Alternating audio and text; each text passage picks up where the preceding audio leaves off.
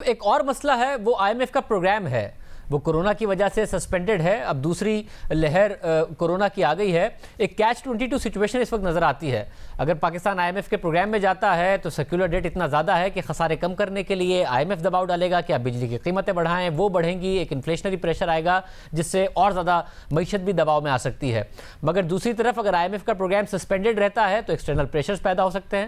آپ کو لگ رہا ہے کرنٹ اکاؤنٹ جو سرپلس ہے اس کی وجہ سے پاکستان اس سسپینشن کو پرولونگ کر سکتا ہے اور تھوڑے لمبے عرصے تک کنسٹرکشن پیکج بھی انڈسٹری کو بھی انسینٹیوائز کر سکتا ہے آئی ایم ایف کے پروگرام میں جائے بغیر؟ دیکھیے، بات یہ ہے کہ ہم مسلسل کرنٹ اکاؤنٹ سرپلس کی بات کرتے رہے ہیں۔ یقیناً سرپلس ہوا اللہ کے فضل سے $750 ملین کے لگ بھگ، مگر ہمیں یہ دیکھنا ہے کہ ایسا کیوں ہوا کہ ایک طرف ہمارا کرنٹ اکاؤنٹ سرپلس ہوا پہلے 3 مہینے میں، مگر ساتھ ساتھ ہمارے فارن ایکسچینج ریزروز انہی 3 مہینوں میں گر گئے۔ تو لوگ یہ شاید یہ نہیں دیکھتے کہ توازن ادائیگی میں 2 اکاؤنٹ ہوتے ہیں۔ ایک اکاؤنٹ ہے کرنٹ اکاؤنٹ جو سرپلس میں گیا اللہ کے فضل سے، اور البتہ پہلی دفعہ کافی عرصے کے بعد میں ایسا ہوا کہ دوسرا اکاؤنٹ جسے ہم فائنینشیل اکاؤنٹ کہتے ہیں وہ خسارے میں چلے گیا۔ تو جو سرپلس آیا تھا وہ استعمال ہو گیا۔ اور کیوں آپ کا فائنینشیل اکاؤنٹ ڈیفیسٹ میں گیا، اس کے 3 وجوہات ہیں۔ ایک تو یہ کہ آپ کا کل فارن انویسٹمنٹ جو ہے کم ہوا، اگرچہ ڈائریکٹ انویسٹمنٹ میں اضافہ ہوا مگر ایکویٹی کا پیسہ ملک سے باہر چلے گیا۔ دوسری طرف اس کی وجہ یہ ہے کہ آپ کو سعودی عربیہ کو $1 بلین واپس کرنا پڑا۔ تیسری وجہ یہ ہے کہ باہر سے قرضوں کی رفتار کچھ کم ہو گئی ہے، اور اس کی وجہ یہ ہے کہ جب آئی ایم ایف کا پروگرام نہیں ہوگا تو جو آپ کے لینڈر ہیں جو آپ کو پیسہ دیتے ہیں، کمرشل بینک ہو یا آپ بانڈ کو فلوٹ کریں، اس میں مشکلات بڑھ جاتے ہیں۔ لوگ گھبراتے ہیں کچھ پیسے دیتے ہوئے ایسے ملک کو جس کے بارے میں یہ خیال ہو کہ اس کے ریزروز جو ہیں وہ مناسب نہیں ہیں۔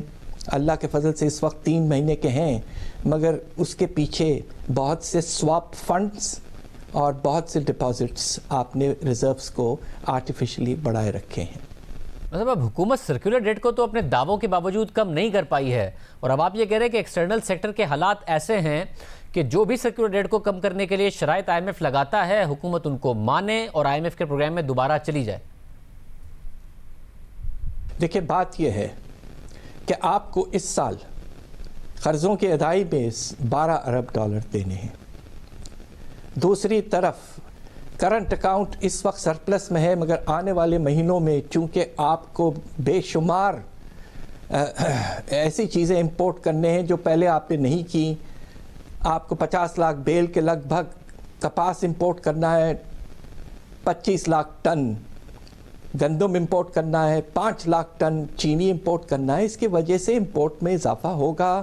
دوسری طرف تیل کی قیمتوں میں پچھلے کچھ ہفتے 10 دن میں 10% اضافہ ہو چکا ہے۔ تو اس وقت اللہ کے فضل سے حالات اچھے ہیں کرنٹ اکاؤنٹ کے، مگر وہ کچھ حد تک خراب ہو سکتے ہیں۔ اس وقت آپ کے پاس جو پریشر ہے کہ آپ کو $15 سے $16 ارب سالانہ باہر سے پیسہ آنا ہی آنا ہے، ورنہ آپ کے ریزروز تیزی سے کم ہو جائیں گے۔ تو سوال یہ پیدا ہوتا ہے کہ کیا یہ پیسہ آپ آئی ایم ایف پروگرام سے ہٹ کر باہر سے حاصل کر لیں گے؟ یہ بہت، میں سمجھتا ہوں، سب سے اہم سوال ہے۔ اگر حکومت یہ سمجھتی ہے کہ وہ یہ کر لیں گے تو پھر آئی ایم ایف سے دور رہیں، اور یقیناً آپ اس وقت بجلی کی قیمتوں میں اضافہ نہیں کر سکتے۔ اس سے بہت نقصان ہوگا، آپ کے افراط زر اور بڑھ جائے گی اور پیداوار میں بہت سخت کمی آ سکتی ہے۔ آئی ایم ایف کو سمجھانا پڑے گا، آئی ایم ایف سے بات کریں، اور انشاءاللہ جب بات ہوگی تو ہو سکتا ہے کہ بیچ کا راستہ نکل آئے۔